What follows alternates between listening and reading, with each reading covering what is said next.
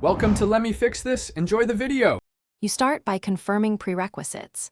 Check the device Android version and your app's target SDK, and make sure SMS retriever or user consent dependencies are added.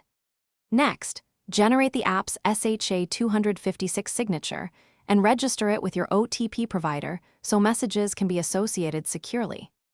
Once done, implement the retriever client in your activity, request a user consent SMS if needed, and immediately call Start SMS User Consent or Start SMS Retriever to begin listening for incoming OTP. Now implement the listener logic.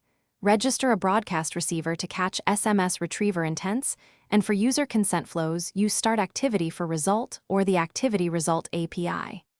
Inside the receiver, parse the message and extract the OTP pattern, usually a 4 to 8-digit code, while avoiding reading unrelated text.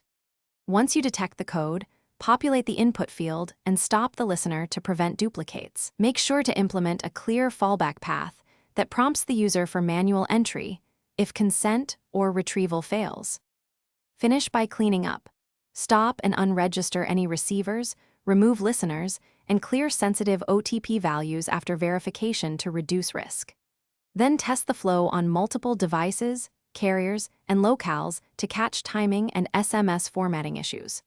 If auto-detection fails, double-check the SHA-256 registration, confirm the SMS includes the required app hash and recognizable code pattern, and ensure runtime SMS permissions or consent flows are handled correctly.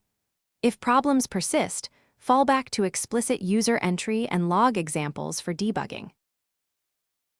Thanks for watching. If you found this helpful, don't forget to like and subscribe.